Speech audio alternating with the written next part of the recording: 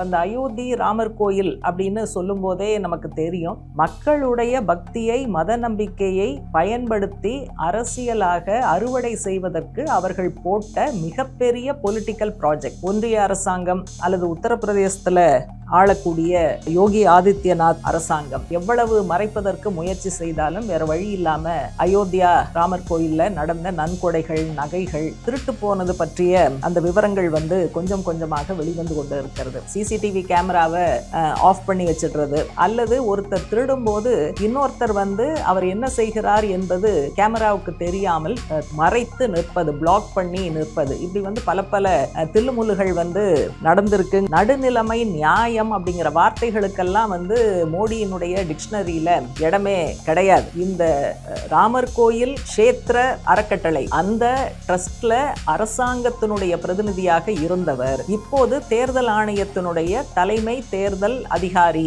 இது வரைக்கும் மோடி வாயை திறந்து ஒரு வார்த்தை பேசினார். அனைவருக்கும் வணக்கம். பீப்புள்ஸ் டெமோக்ரசி ஜூன் 29 ஜூலை 5 வாரத்துக்கான தலையங்கம். இந்த தலையங்கம் ராமர் கோயில் நன்கொடைகள் களவாடப்பட்டது, ஊழல் நடந்தது சம்பந்தமாக.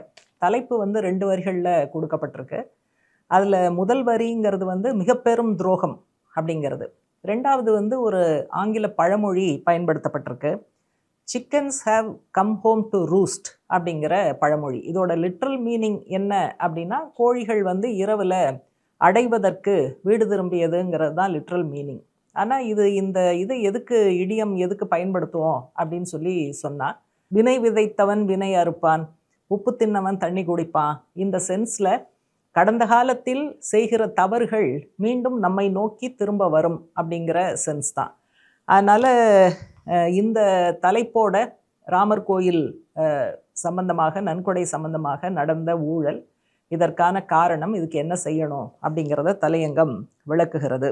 ஒன்று பிஜேபி ஒன்றிய அரசாங்கம் அல்லது உத்தரப்பிரதேசத்தில் ஆளக்கூடிய யோகி ஆதித்யநாத் அரசாங்கம் எவ்வளவு மறைப்பதற்கு முயற்சி செய்தாலும் வேற வழி இல்லாமல் அயோத்தியா ராமர் கோயிலில் நடந்த நன்கொடைகள், நகைகள், இது திருட்டு போனது பற்றிய அந்த விவரங்கள் கொஞ்சம் கொஞ்சமாக வெளிவந்து கொண்டு இருக்கிறது. அந்த அயோத்தி ராமர் கோயில் அப்படின்னு சொல்லும் போதே நமக்கு தெரியும், அது பிஜேபி ஆர்எஸ்எஸ் பக்தியின் காரணமாக, மத நம்பிக்கையின் காரணமாக செஞ்ச விஷயம் கிடையாது. மக்களுடைய பக்தியை மத நம்பிக்கையை பயன்படுத்தி அரசியலாக அறுவடை செய்வதற்கு அவர்கள் போட்ட மிகப்பெரிய பொலிட்டிக்கல் ப்ராஜெக்ட், அரசியல் திட்டம் தான் இது அப்படிங்கிறது நம்ம எல்லாருக்குமே தெரியும்.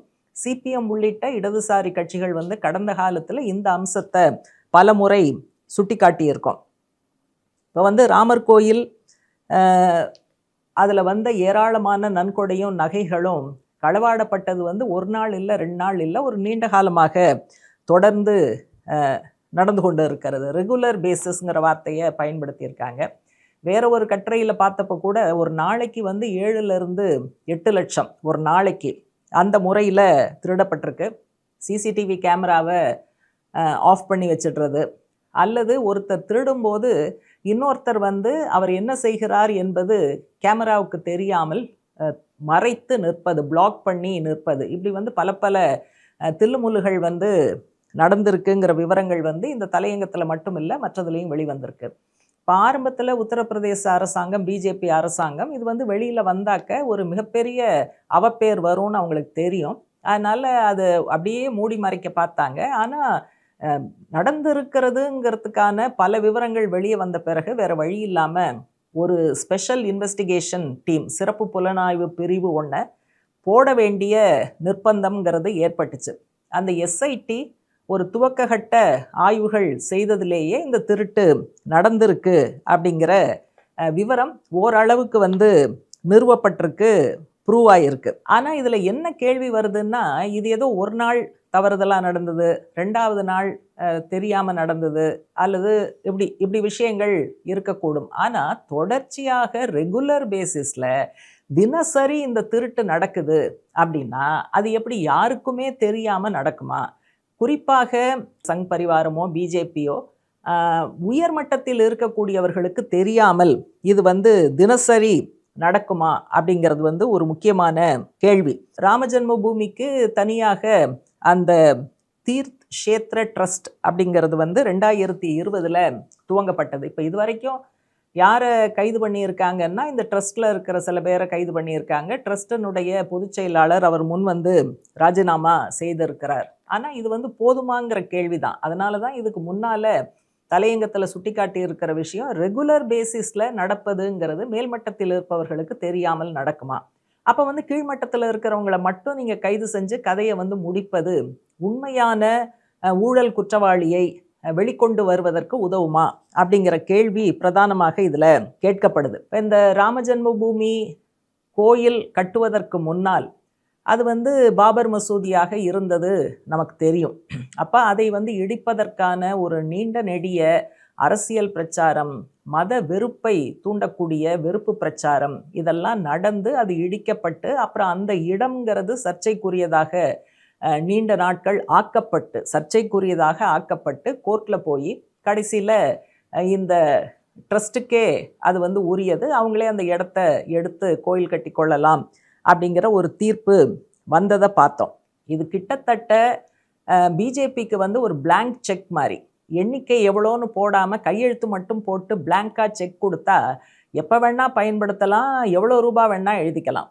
அதை போல் இந்த ராமர் கோயில் விவகாரம்ங்கிறது பிஜேபி ஆர்எஸ்எஸ்ஸுக்கான அரசியல் ஆதாயத்துக்கான அல்லது ஆட்சி அதிகாரத்தை கைப்பற்றுவதற்கான பிளாங்க் செக்காக நீண்ட காலம் பயன்படுத்தப்பட்டது. அவ்வளவு உயர்வாக பேசப்பட்டது. அப்போ அவ்வளவு உயர்வாக பேசப்பட்ட இடத்துலையே இன்றைக்கு ஊழல் நடந்து மொத்த விஷயமும் அம்பலமாகி இருக்கிறது அப்படிங்கிறத நம்ம கவனிக்கணும். அதனால் அரசியல் ரீதியான பலன், தேர்தல் ரீதியான பலன், இரண்டு விதமான பலனையும் பிஜேபி ஆர்எஸ்எஸ் சங் பரிவார் அதை பெற்றிருக்கிறார்கள் அப்படிங்கிறத நிச்சயமாக இந்த இடத்துல குறிப்பிட்டு சொல்லணும். இந்த இடம், ஏற்கனவே நான் சொன்னேன், இந்த இடம் என்பது கையகப்படுத்தப்பட்ட அந்த மொத்த ப்ராசஸுமே வந்து நிறைய ரவுடித்தனம், இடிப்பது, அடிதடி, வயலன்ஸ் இதெல்லாம் உள்ளடக்கி நடந்தது தான்.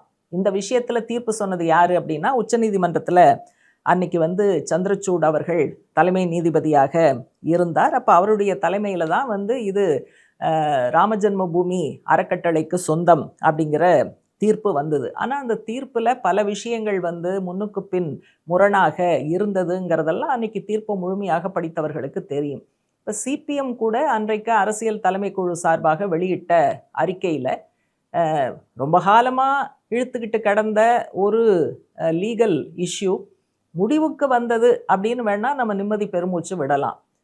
அதை விட முக்கியம் என்னன்னா, இந்த வழக்கினுடைய முடிவை ஒரு வரியில் நம்ம சொல்லணும் அப்படின்னா, தீர்ப்பு கிடைத்தது, நீதி கிடைக்கவில்லை அப்படின்னு தான் சொல்லணும். இதை வந்து அன்னைக்கே சிபிஎம் அரசியல் தலைமை குழு அறிக்கைங்கிறது இந்த வழக்கின் தீர்ப்பு வந்த உடனே வெளியிட்ட ப்ரெஸ் ரிலீஸில் இந்த அம்சங்கிறது குறிப்பிடப்பட்டிருந்தது.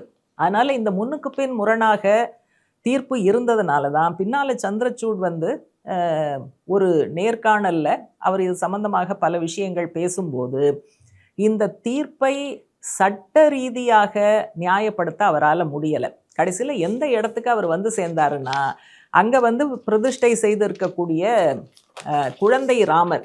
அப்போ குழந்தை ராமர் தான் வந்து இவருக்கு வழிகாட்டி இந்த தீர்ப்பை எழுதுவதற்கு குழந்தை ராமர் தான் உதவி செய்தார் அப்படின்னு ஒரு நீதிபதி தன்னுடைய தீர்ப்பை பற்றி சொல்லும்போது இப்படியெல்லாம் சொல்ல முடியுமா அப்படின்னு புதிதாக வந்தவர்களுக்கு வேணா ஆச்சரியமா இருக்கலாம். ஆனால் அதைத்தான் நீதிபதி சந்திரசூட் தன்னுடைய தீர்ப்பை நியாயப்படுத்துவதற்கு இப்படியான ஒரு அம்சத்தை தான் பயன்படுத்தினார். கான்ஸ்டிடியூஷனல் டேர்ம்ஸு, லீகல் டேர்ம்ஸ் எல்லாம் இல்லை அப்படிங்கிறத பார்க்கணும். இப்போ குழந்தை ராமர் எதுக்கு உதவி செஞ்சார்? அந்த இடத்துல இருந்த பழமையான மசூதியை இடித்து வேண்டலிசம் செய்தவர்கள், ரவுடித்தனம் செய்தவர்கள், அவங்க கையிலேயே அந்த இடத்த திருப்பி கொடுக்குமாறு குழந்தை ராமரா சொன்னார் அப்படிங்கிற கேள்வியை நம்ம அன்னைக்கு கேட்டோம். ஆனால் சந்திரசூட் அவர்களிடமிருந்து பதில் இல்லை. அந்த நேரத்திலேயே வந்து இந்த இடம் அவங்களுக்கு தான் சொல்லிட்டு இது சம்பந்தமாக ஒரு ட்ரஸ்ட்டு ஏற்பாடு பண்ணிக்கங்க, அந்த ட்ரஸ்ட்டு வந்து ஏற்பாடு அமைப்பதற்கு அரசாங்கம் முயற்சி பண்ணணும். ஆனால் அமைக்கப்பட்ட பிறகு அந்த அறக்கட்டளை தான் வந்து சுயேட்சையாக சுதந்திரமாக ராமர் கோயில் பராமரிப்பு, வரவு செலவு எல்லாம் அவங்க தான் பார்க்கணும் அப்படின்னு அன்றைக்கு உச்சநீதிமன்றம் தீர்ப்பு சொன்னாங்க. ஆனால் பிரச்சனை என்னன்னா, மோடியினுடைய ஆட்சியில் சுதந்திரம்னு எங்கேயாவது இருக்கா? சுயேச்சைன்னு ஏதாவது இருக்குமா? நடுநிலைமை, நியாயம் அப்படிங்கிற வார்த்தைகளுக்கெல்லாம் மோடியினுடைய டிக்ஷனரியில் இடமே கிடையாது. அதனால் இந்த ட்ரஸ்ட் அமைக்கப்பட்டாலும் மொத்த விஷயமும் மோடியினுடைய அரசாங்கம் அல்லது ஆர்எஸ்எஸ் பின்னால் இருந்து இயக்கி கொண்டிருந்தார்கள், செயல்படுத்தி கொண்டிருந்தார்கள் அப்படிங்கிறது தான் உண்மை. இப்போ இந்த ட்ரஸ்ட்டு உருவான போது அரசனுடைய பிரதிநிதியாக யாரை போட்டாங்க? மோடி அரசாங்கத்தினுடைய பிரதிநிதியாக அந்த ட்ரஸ்ட்டில் யாரை போட்டாங்க அப்படின்னு சொன்னால் ஞானேஷ்குமார். ஞானேஷ்குமார் தான் இப்போ தேர்தல் ஆணையத்தினுடைய சீஃப் எலெக்ஷன் கமிஷனர், அவர் தலைமை தேர்தல் ஆணையர். இப்போ இந்த தேர்தல் ஆணையம் பிஜேபி அரசுக்கு சாய்மானமாக செயல்படுகிறதுன்னு இப்போ குற்றச்சாட்டு வந்துக்கிட்டே இருக்கு. அப்போ இந்த கனெக்ஷன் இப்போ நம்ம புரிஞ்சுக்கணும்.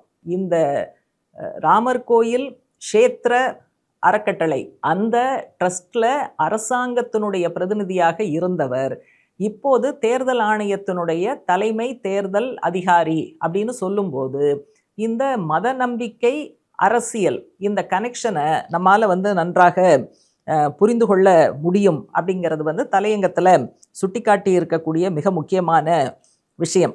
அதே போல் மோடி இதில் அஸ்திவாரம் போடும்போதும் சரி, பின்னால் கோவில் கட்டி முடித்து அந்த ராமர் சிலையை வைத்து பிரதிஷ்டை செய்யக்கூடிய அந்த நிகழ்ச்சி வரைக்கும் முழுக்க முழுக்க மோடியினுடைய ரோல் எவ்வளோ தூரம் இருந்ததுங்கிறத தெரியும். அந்த நிகழ்ச்சியில் நடந்த ஒட்டுமொத்த மந்திர உச்சாடனத்திலிருந்து எல்லா விஷயங்களையும் அவர் தான் முன்ன நின்னார். அப்போ மோடிங்கிற ஒரு நபர் மத சடங்குகளுக்கும் தலைமை, அதே போல் அரசியல் அதிகாரத்திற்கும் தலைமை. அப்போ பிஜேபி ஆர்எஸ்எஸ் மக்களுடைய மத நம்பிக்கையை தவறாக பயன்படுத்தி குறுகிய அரசியலுக்கு பயன்படுத்துகிறார்கள்னு நம்ம சொல்லக்கூடிய குற்றச்சாட்டு எந்த புள்ளியில் சந்திக்கிறது என்பதை தலையங்கம் இந்த அம்சத்தின் மூலமாக முழுமையாக விளக்குகிறது. இப்போ இவ்வளோ தூரம் அவங்க பேசி பேசி பேசி பேசி அரசியலுக்காக பயன்படுத்தின இந்த ராமர் கோயிலில் இன்றைக்கு இவ்வளவு பெரிய ஊழல் நடந்திருக்கு. இது வரைக்கும் மோடி வாயை திறந்து ஒரு வார்த்தை பேசினாரா?